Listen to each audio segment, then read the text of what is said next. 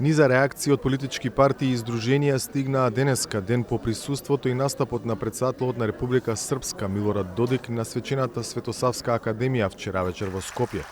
Пораките што од Македонскиот народен театар ги испорача човекот кој со години на американската црна листа поради коруптивни и активности за дестабилизација на регионот и личност која отворено ги поддржува политиките на официјален Кремљ, вознемири дел од политичките актери во земјава.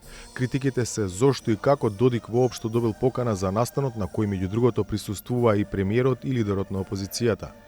Со чин кој ги надминува сите граници на моралот и политичката логика, во зградата која треба да го символизира Охридскиот договор и меѓуетничката хармонија, беше пречекан и почестен Милорад Додик, продолжената рака на Владимир Путин, човекот кој работи за поделба на Босна и Ерцеговина и човекот кој го величи нечовечниот масакар во Сребреница.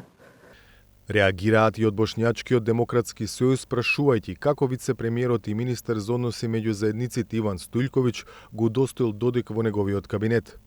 Ова е огромен удар за угледот на нашата земја во меѓународната заедница, со што се поставува прашањето дали оваа влада воопшто негува европски вредности во контекст на почитување на човековите права и слободи и цивилизацијски вредности утврдени со меѓународните акти, врз основа на кои се осудени одредени лица, а со чија глорификација и говор на омраза Додик направи се уште одржува својата политичка кариера, велат од Бошњачкиот сојуз. Премиерот Мицкоски денеска реагираше дека не очекувал Додик да го злоупотреби настанот. Во делот на содржината на говорот кој што се однесува на анти-ЕУ, анти-НАТО и слично, категорично го отфрлам и апсолутно не се сложувам и навистина не очекував дека ќе го злоупотреби тој настан со испраќање на такви пораки, бидејќи сепак тоа беше свечена академија. А што точно Додик синоќа кажа во Скопје? Познати анти-НАТО, анти-американски и анти-ЕУ пораки. Српски народ, без обзира што покушавају да наметну етикет. Српскиот народ, на кој иако се обидуваат да му стават етикети од минатата граѓанска војна во Босна и Херцеговина, не ги извалка рацете. Лажат кога зборуваат за геноцид или за било што друго. За жал се случи војна во која умираа сите, а лажеа кога говореа дека ние убивме 300.000 припадници на друг народ. На база на лаги кои тогаш ги пласираа Бајден и неговата администрација, тие направија конфликт со нас во Република Српска и не сакаат ниту денес да не пуштат да живееме на слобода. Не недостасуваа ниту пораки на поддршка за Путин искажани од Скопје, главниот град на земја членка на НАТО. Да е Путин и руководство учинило све да одбрани руски национални и државни интереси. Владимир Путин и раководството направија се што е можно за да ги одбранат националните и државните интереси и тоа во вистински момент и време. При тоа за жал со настрадани во конфликтот, но Русија не смееше да дозволи НАТО да се постави на позиција од каде може Москва да се загрози.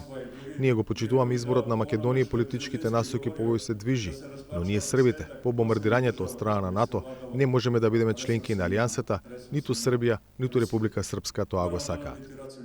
На настанот беа и двајца министри во владата на Србија, за одбрана Братислав Гашич и за култура Никола Селаковиќ, чиј премиер Милош Вучевиќ денеска поднесе оставка по неколкунеделните масовни протести во земјата, кои се резултат на незадоволството од владењето на СНС на Александар Вучич. Господине Гашич, дозволите ми да... Господине Гашич, дозволете ми во името на Србите во Македонија да пренесам целосна и толку огромна поддршка до претседателот Вучич да продолжи со политиката на мир, стабилност и развој на регионот. Во МНТ беше и српскиот патриарх Порфири, претседателот на Црногорскиот парламент Мандич, но и рускиот амбасадор во земјава Сергеј Базникин, чија земја веќе 3 години води воена агресија против Украина. За Гласот на Америка, од Скопје, Владимир Мирчевски.